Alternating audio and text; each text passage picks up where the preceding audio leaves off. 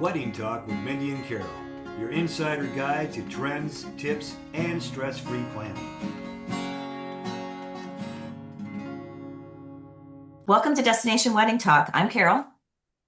I'm Mindy. We're two travel advisors and also destination wedding planners who plan over 50 destination weddings every year combined. This podcast is all about helping you create weddings of your dreams, stress-free, unforgettable, and the most beautiful destinations. So whether you're dreaming of a beach in Mexico or another Caribbean destination, a villa in Italy, or a tropical paradise in the Caribbean, we've got insider tips, real stories, and expert advice just for you. So we're going to start off about what destination wedding trends are. Couples want unique experiences, not cookie cutter weddings. What do you think about that, Mindy? I think because we are living in this Instagram world right now, every couple is looking for something unique and different and not what their friend did.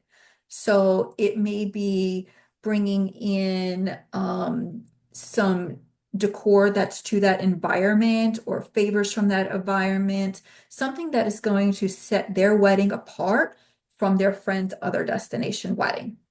Yes, I think so too. I think more they're looking more for the experience rather than that cookie cutter wedding that everyone has at home. Where else are you going to be able to do fireworks on the beach or have a late night party that is on the water versus inside at any kind of convention center or local venue. Yeah, and couples are spending a lot of money on their weddings these days, whether it be a hometown wedding or looking for that destination wedding in Mexico or the Caribbean. Even though Mexico and the Caribbean is going to save them thousands of dollars, they want more than one day experience. So that is what is so nice about doing a destination wedding is they'll be able to do multiple events over several days. Because let's face it, their guests are spending a lot of money to be there and celebrate with them. So the couples want to make this a memorable event for their couples. And one of the things I'm seeing with a lot of my couples is also doing these catamaran cruises like the day after the wedding, extending that experience. Because let's face it, these guests that are attending these weddings are not going back to their coworkers after the wedding and saying, "Oh my God, I went to this destination wedding in Mexico and you should have seen the table centerpieces." No, they're going to talk about the experience that they had, whether it be like maracas for a favor or a mariachi band or the fireworks or whatever that experience it is. Those are the memories that these guests are taking back with them and they're going to share with their friends and family. I can tell you from being a mother of a groom doing a destination wedding versus a non-destination wedding. My one son did a local wedding. My other son did a destination wedding. And the local wedding, it flies by so quickly. You spend all that money, and in the period of 4 hours, you've got to see all the guests that you wanted to talk to that you really don't get any time to enjoy the whole day. Where when we did a destination wedding with my other child, we basically had 6 to 7 days is how we chose, and I got to spend some quality time with my two adult children and also just hanging out with their friends that I hadn't seen since they were young kids. So for me, that was, as a mother, was so much more fun for me. But, there again, everybody has their own things, but I love to travel. But I will say that's one of the things about a destination wedding as a parent that, you really get to enjoy your time with your family. Yeah, and let's face it, like families are spread out.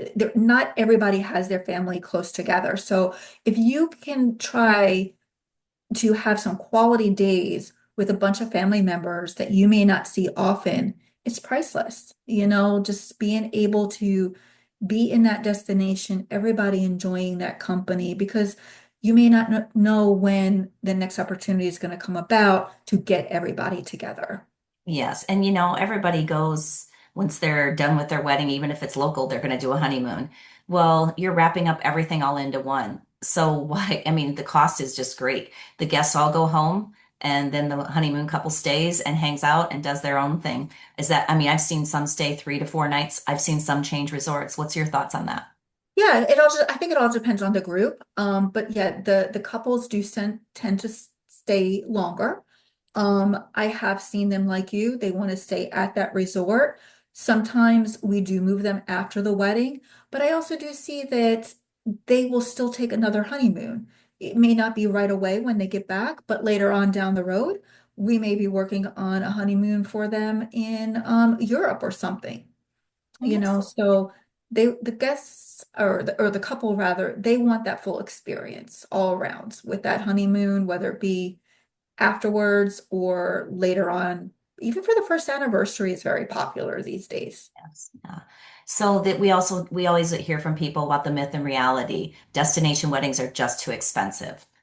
What's your thought on that? My reality is it can be very budget friendly if you go to the right planning. What's your thoughts? I think it's definitely a myth. Destination weddings will cost you a fraction of the cost for several days worth of events compared to what you are going to pay for that one day in your local hometown. And the reason being is when you're looking at these all-inclusive resorts, they're able to package things for you.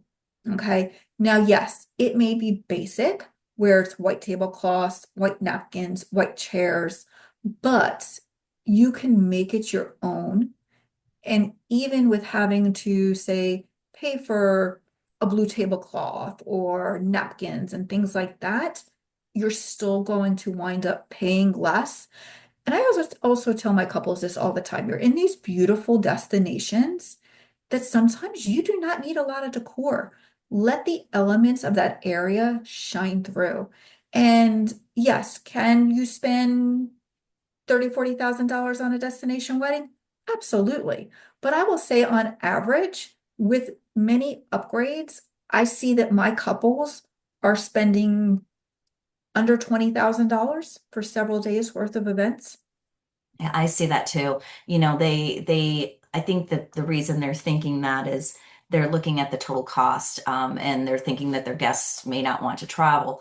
But the one thing is when you're doing a destination wedding, they need to keep in mind as well as they're going to have certain people that will not come, but you're also going to bring the people there that you really want to spend your time with, and that makes it even more memorable, regardless to what the outcome is. I know a lot of them are like, well, such and such won't travel, my friends won't spend that kind of money. Everybody has to travel typically anyways because we're spread out all over the United States. So even if you have a wedding based in your own hometown, most people have to travel and stay in a hotel 2 to 3 nights, plus their food, plus their, expenses while they're there. They're going to do the same thing by traveling to a destination wedding. Yeah, and actually, in some ways, it may cost them less to go to an all-inclusive resort. And I think it's really important for the couple to have realistic expectations of what their guest budget may be. Okay. And if you're working with a destination wedding specialist like Carol or myself, who do this day in and day out, we're going to be asking you some specific questions to help you kind of figure out what that guest budget is because we understand everybody's pocketbook is different. But when we talk about that entry level room for like a 3 or 4 night stay, you know, some people are going to be okay with that entry level room and that garden view room. And we do realize then you're going to have other people that may have more disposable income that if they're going to whatever resort it is, they want to be in that oceanfront room looking at the water. So we'll be able to help guide you with that and picking out a variety of different room options for your guests that are also going to work with their budget. I agree that, I always tell the bride and groom when we have our first initial conversation, same thing is like, most guests are going to come 3 to 4 nights. To be honest, that first night, everyone arrives and just hangs out. The second day is typically the wedding. And the third day you do something and you go home. You really only need a basic room unless you're going to stay and extend it as a vacation. You really will not be in your room. And why waste your money if you don't have that income to do that? I agree totally on that. Yeah. And to go back to what we were kind of talking about with the decor earlier is any resort will be able to bring your vision to life. Okay. So don't get hung up so much on the decor because any resort will be able to bring that to reality. It's more important to function on the resort, what the resort has to offer for you and your guest. And also, if it's affordable for your guest, They will come. You'd be surprised. Figure about like 50 to 60% of your invited guests will actually attend if we are looking at the right resort at the right price point. Yes, yes. And then the other myth is always it's so hard to coordinate all the guests. I don't really feel that if you get the correct advisor. And as Mindy and I both, we also offer planning services that if it is a large wedding and you're worried about your guests, you can hire us as a planner to be on resort to take care of your guests for you.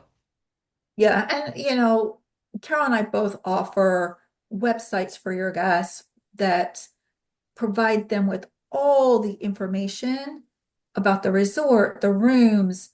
All they really need to do is put in their dates and how many adults, how many children, and everything will populate itself for your guests. With the pricing, so it's okay, I want this room, boom, go to the next screen. Um, Trip insurance, which I feel everybody should have, but we give everybody the option to accept it or decline it, and then you check out. So it's a very, very easy process for your guests. And the nice thing about that too is you'll be working with someone like myself or Carol throughout this whole entire process. So we're here to take that stress off of you, but also know that your guests are going to be able to reach out to us at any given time to assist them as well. Yes, I always tell the bride and groom, I'm like, if anyone doesn't understand the page where they're making their bookings, please just reach out to me. I can describe it to them. I can explain to them. We always have that happen, especially when someone has a large family. What is a family deluxe room? What is versus do I do two rooms or can I get a connecting room? Those are all the questions that are asked, and that should be put on the bride and groom. If you don't use a travel advisor, you're going to constantly be, called about things like that. You're going to get emails and texts because they don't understand what they're looking for. Yeah. And I tell my couples right from the beginning too, if your guys start to reach out to you with questions, immediately shut them down and say, please reach out to Mindy. She'll be able to answer that. Because once you start playing middleman, you are not going to be able to stop playing middleman. And you're going to have to reach out to me anyway to get the answers. You're going to have to give that answer to your guest, which in turn is going to prompt another question that they're going to have. So you're just going to Exactly. keep It on just goes back and going forth. back and Yeah, forth. it's back and forth. And your only job as bride and groom is to start working on your wedding, planning your wedding, getting your boards ready, deciding what you want, making your lists. So when it comes time to talk to the wedding planner on resort, you're ready to go, you know what you want, and you're ready to start planning. Yeah, absolutely. So the other thing that we're going to talk about is a little bit about top tips for choosing your right location. So what's some of your thoughts on that, Mindy? So I think, and we kind of touched upon this a little bit, some tips about choosing the right location.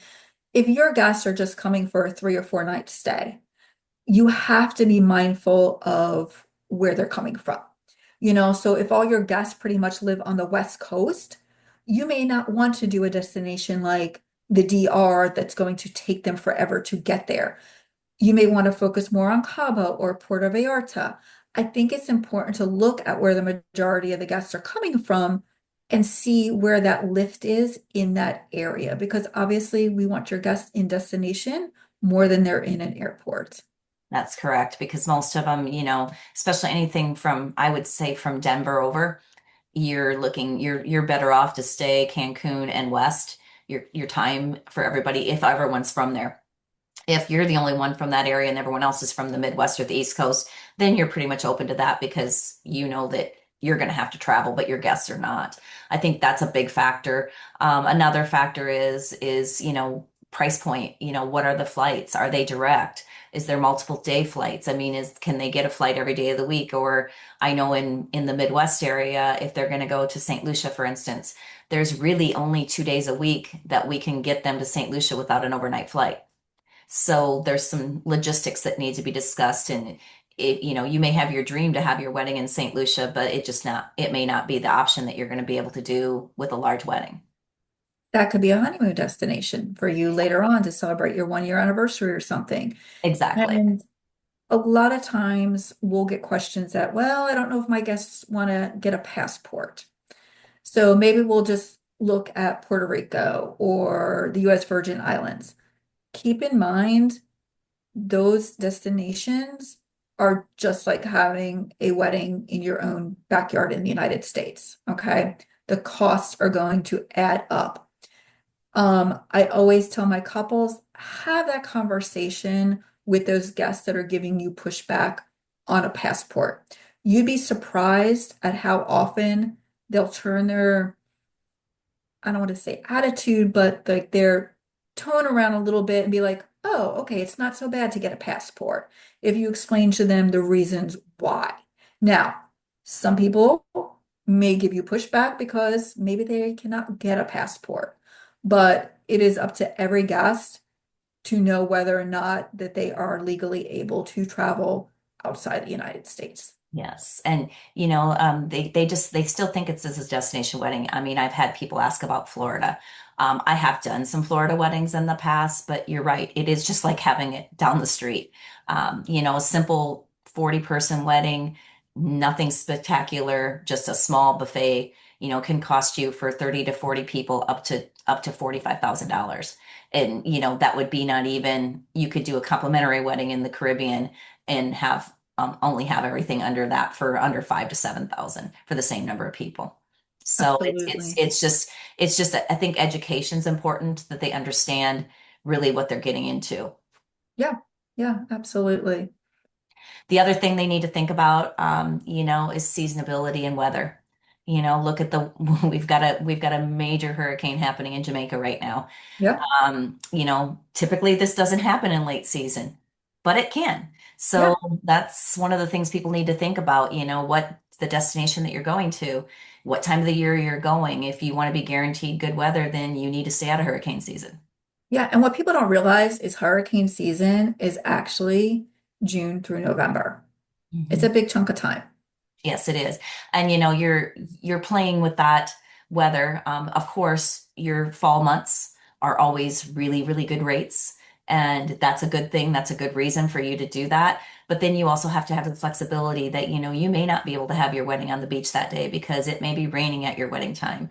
All resorts will have a backup, great locations, and you'll make that decision. But that's something you have to keep in mind. And when you're talking about it, and if you're absolutely positive you want a beach wedding, then you need to stay away from certain weather seasons. Yeah, and not only that, couples like, oh, I don't want seaweed, so there's different areas that the seaweed could be better or worse depending on the time of year. Mhm. And the other one is, I don't want to be hot. Well, you're going to Mexico and the Caribbean, it's pretty much hot all year round, but describe how hot you want to be, so do you want dripping hot and sweat where you're talking like anywhere from like May through like August. August? August, But August, yeah. each season has its pros and cons, Mhm. and it's a matter of where's that happy medium going to be for Yes. you? And the other thought is also look at your spring breaks, your Christmas Yeah. breaks. Those are going to double price for airfare, hotels. Those are things to keep in mind when you're looking at dates. But those are all things that, we discuss with you and make sure you're very aware of it to try to match you to the right season, to the right resort. The other one I always get is, well, if I get married on the beach, someone's going to walk by. That's always, and that does happen. It's a It public does. You beach. can't help it. No, no, no. That's part of the things. And if you're not flexible about that, there are great locations on rooftops, gazebos. I mean, people are pretty good about staying away from your area on the beach, but you're always going to have that. Yeah, and there's nothing you could do about that. No, But honestly, I tell my couples, you are going to be so wrapped up in that moment of what's going on, you're not going to notice if no, somebody's watching your wedding. no. And the They're other not. thing And that, they do it. If they're going to do it, it is done tastefully. It's not like they're standing right there. They're off to the side or something like that. But and I just had a wedding down in Puerto Vallarta over Labor Day weekend. And the wedding planner at the resort and I were there because I was hired to go with them. And we had a gal walk over with her swimming suit on, literally, and stand kind of on the aisle runner because she was watching the wedding. I mean, she was tastefully doing it, but she was watching the wedding. wow. We just walked up to her and said, you need to go over and sit in your chair. I mean, the Yeah. planners on the resort are really good about making sure people just don't wedding crash. But I mean, but you do get people that are bold and that's why you have people at the resort or us there to make sure that you don't have any problems with that. Yeah, that one is bold. I haven't come It was across pretty that one bold. yet. It Yeah, was pretty that bold is because bold. I mean, we looked at each other, the planner and I looked at each other and we're like, she's not here. She said, she's not here with them, is she? And I'm like, no, no. Yeah, So she just tastefully walked up and said, could you please move along? And she did. But yeah, yeah. And then the other thing that we kind of talked about, right location is, match the vibe of the resort to your personality. Not everybody's a beach person. exactly. You know, if you want those beautiful backdrops, Cabo's a great place, Puerto Vallarta, there's some beautiful backdrops with, mountains in the water, St. Lucia. Hmm. It all depends on what your vibe is. Yeah, yeah, absolutely, absolutely. And the And resort too, because there are some resorts that are going to be, more quiet, not going to be that party trend. If that's what you're looking for, there's going to be resorts that are kind of more of a party scene. We've got to talk with you to figure out what works best for you. right. And that's what's so nice about working with a travel professional like myself and Carol. We travel these resorts and these destinations pretty regularly. So we are well aware of what is going on in these resorts. So we are able to answer your questions and match you up with resorts that are going to work for you. Because like in our minds, when we're doing our consult with you, like we're kind of creating a funnel in our brain. Like, okay, like this may work. She wants this, this, and this. Okay, we can do this here, here, and here. So we're able to help guide you in ways that you're not going to be able to find on the internet. No, I mean, you can go to all kinds of chat groups. You can join all the groups on Facebook and you can watch on TikTok and you can do everything. But, someone that's actually been on resort, has worked with these planners, do more than one wedding there. We know the cost, we know the locations. Is that going to work for you? Probably not. Not if you want this, this, this. If you want this, Yeah. this is going to be a great resort for you. And how does it all work? I mean, that's what we're here for. So, you have to decide, understanding that, our services are complimentary. It's Mhm. not that we make you sign on the dotted line to have a conversation with us in a consult. Yes, if you want us to come on resort and be your wedding planner from day one, planning with the planner or coming to the resort for your guests, yes, that is not a free service. But basically, consultations to begin with in your wedding planning, those are complimentary. Yeah. And even while like you're doing some of the wedding planning with the resort, we do stay, even if you're not hiring us, we do stay involved and ask the wedding team to copy us in on email. So this way, if a situation does arise, we're kind of able to jump in because we're here to advocate for you and make sure everything is going smooth for you. That's correct. We work for you. We don't work for the resort. So and for instance, some of these resort planners, they may leave in the midst of your planning and move to another resort or quit their job. And, so me, and I know Mindy does as well, always check back with my couple and say, planning has started. Have you been meeting with the planner? Do you have any questions? How are things going? And occasionally I'll get I haven't heard from her. My wedding's, a month and a half away. And I'll be like, what? But Yeah. it's like we don't know if you don't tell us, and we always tell them to tell us. But they're some of them are calm, some of them are not very calm. But we make sure that we reach out and make sure why that planner's not talking to you. Where are we at in the situation? Did the planner that you had originally leave and not transfer you to someone else? We want to make it as smooth as possible. Yeah, and I think also since we're talking about wedding planning with the resort team, I think it's very important that you know with the resort that you chose when wedding planning starts. Some of them it'll start right away, others it'll start 6 months from your wedding date. Some it may not start to 3 months. So while you may be anxious and ready to start planning, you just have to trust that process because these resorts do this day in and day out. Yes, and a lot of the reasons that they don't start that planning service as quickly is because they don't even know how many people you're going to have attend. And to go ahead and plan the rest of the process, they need the numbers. Right. Because like, okay, you have your wedding budget. So say for instance, your wedding budget's $20,000. What you may do for, let's just say 10 tables of guests versus 5 tables of guests is a big difference. Mm-hmm. So you really do need to know some of your numbers first. Yeah, so I think that that's one of the things I think they don't realize that, it's not just everything's not cookie cutter. Yeah. Even though a lot of resorts will send you that this is our package, it's still not cookie cutter. Everything can be customized. These are just ideas and price points so people know where they can begin at. Yeah. Yeah. Yeah. Well, Absolutely. yeah. So I think, thanks for joining us for our first episode. We're excited to share this journey with you. Yes, this has been wonderful. And Carol and I have talked about this for a while, so I'm really, really excited. We've been at this. We've been at this for a while. We've been talking about doing it for a year and we're finally plunging in. We're gonna just do it. Yes, we are doing it. This is our first episode, and trust me, you will be hearing from us. We will be doing our destination wedding talks pretty much every Every week or week we're gonna so. try to do one every week if we can. Yes, yeah. So don't forget to subscribe and visit destinationweddingtalk.com for more resources.